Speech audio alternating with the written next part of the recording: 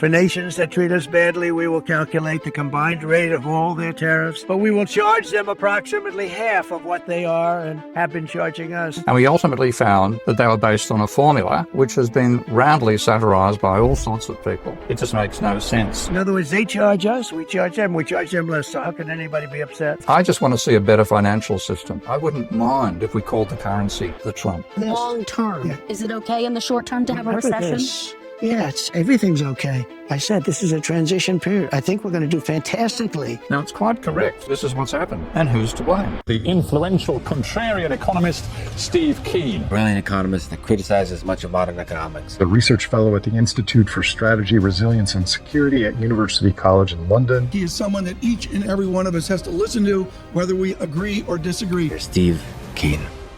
Well, the numbers have changed dramatically since Trump first showed this list at his announcement of Liberation Day in the Rose Garden. And you can see China was initially going to get 67% tariffs. Now it's getting 125% tariffs. Vietnam was going to be the top sufferer from tariffs of 90% tariffs. And people saying, where on earth these numbers come from? And we ultimately found that they were based on a formula which has been roundly satirized by all sorts of people. It's basically taking the current trade balance, the exports minus imports, and dividing by imports. These two numbers effectively cancel out in the formula. And everybody's been puzzled by it because it said it just makes no sense. It's assuming that the current balance of trade is entirely caused by policies such as tariffs. So if you get rid of the basically your reciprocal tariffs on that, you'll get a balanced trade system. Now, I think there's no chance of that happening whatsoever.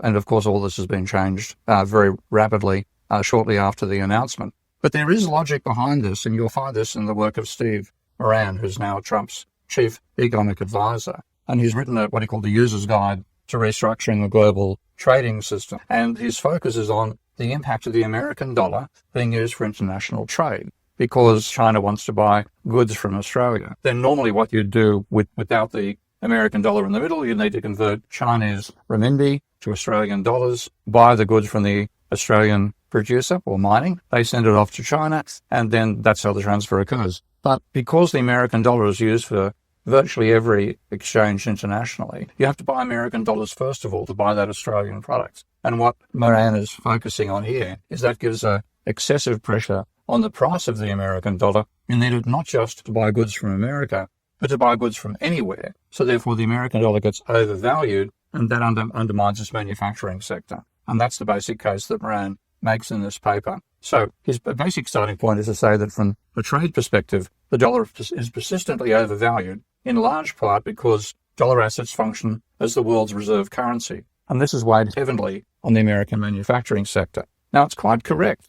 Okay, this is what's happened. And who's to blame? Happens to be another American, guy that some of you may have heard of called Harry Dexter White, because he was the American representative, or the most dominant representative at the Treaty of Bretton Woods, where the post-World War II financial system was designed. And he overruled the bloke on the left, in this graphic, suitably speaking, John Maynard Keynes, who had quite a different proposal that he called the Bancorp. Now, when you take a look at Keynes's proposal, and you can find a copy of it easily enough on the web, this is what he called Proposals for International Clearing Union, written back in April of 43, so before Bretton Woods itself occurred. And his main argument was we had to have a system for post-war trade which did not have all the flaws of the pre-war system for international trade. And his argument was we should not use a national currency for this. Now, of course, if you look at the period before World War II, which currency was used? The British pound. And the experience of Britain was that this actually contributed to the deindustrialization of Britain, again for the same basic reasons. Because you needed the pound for all transactions, there was a demand for the pound over and above the demand for buying British goods. That meant the pound became overvalued. That made British manufacturing less competitive with manufacturers in the rest of the world. And this is a major reason why Britain ultimately ceased being the global power that it was. It's still the empire on which the sun never sets, but it doesn't rise particularly high in the sky because England is now becoming a very impoverished country for a whole range of reasons, not just trade. So what Keynes says, we need something that doesn't have this problem, and we need a quantum international currency which is neither determined in an unpredictable or irrelevant way, and he puts gold in that category, nor substance of an individual country. And of course, we're seeing that right now not only is the American dollar being used for international trade, it's been turned into a weapon in international trade. Iran has been knocked off the countries that can use the SWIFT system, which uses the American dollar. We're seeing it happening now. The impact of American tariffs is far greater than if any other country that wasn't the reserve currency went through the same system. So Keynes was trying to find a way to avoid this problem. And his idea was, again, the same as Moran's argument, trade imbalances cause problems. So his argument was we needed a way to minimize trade imbalances. But rather than doing it by a system of reciprocal tariffs, Keynes did it by the actual mechanism of international payments itself. So the idea was that there was going to be a currency union, which he called the International Clearing Union, or ICU. It's got other meanings these days, but I'll stick with that.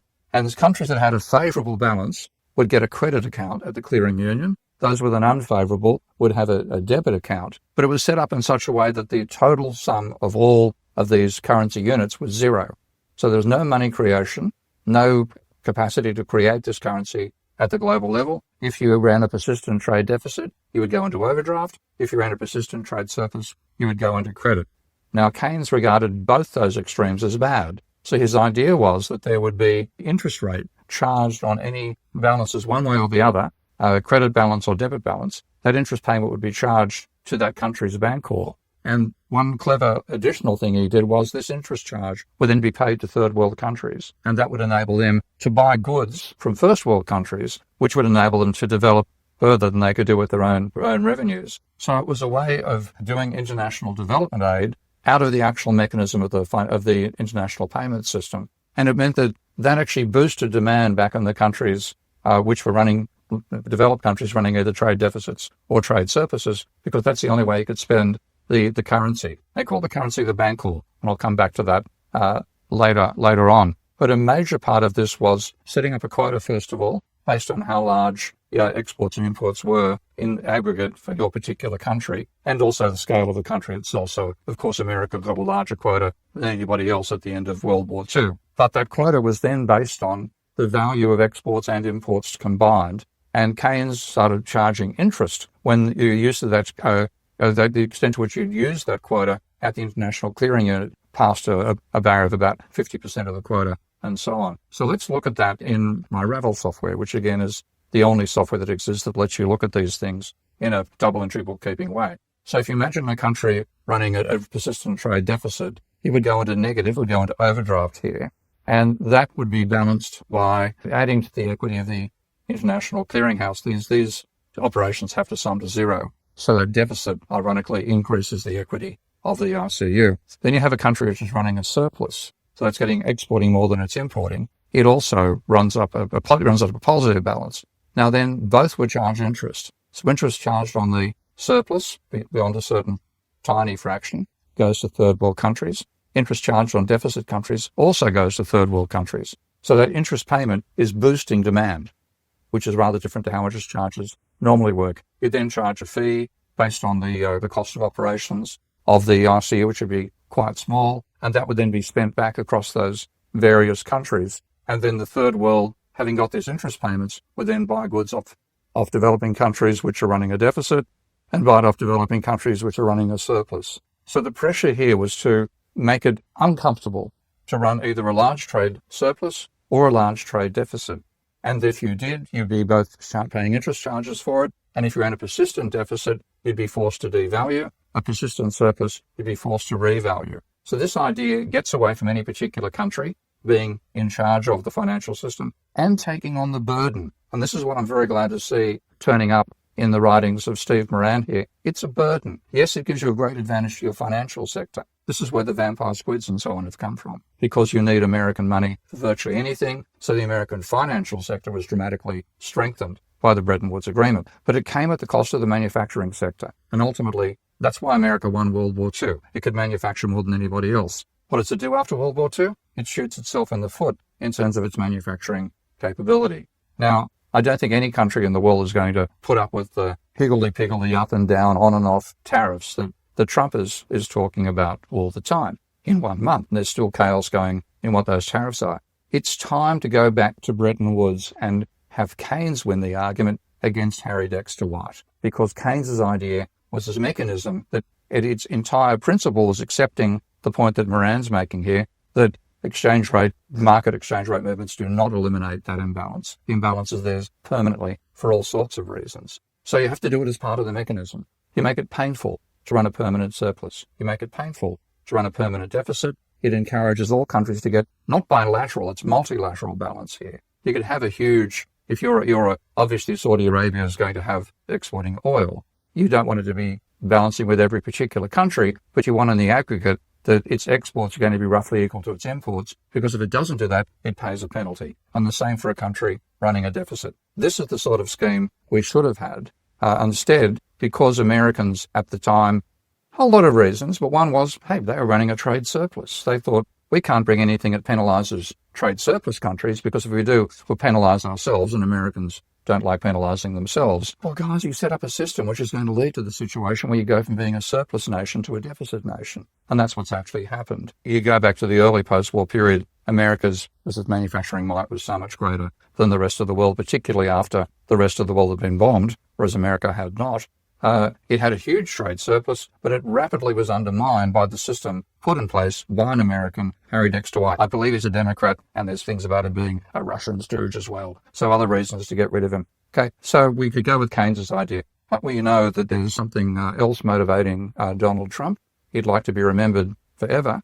I just want to see a better financial system. I wouldn't mind if we called the currency the Trump. If you're like many other truth seekers and want to learn 50 years of real economics from me in only 7 weeks, you'll love my new 7-week Rebel Economist Challenge as well.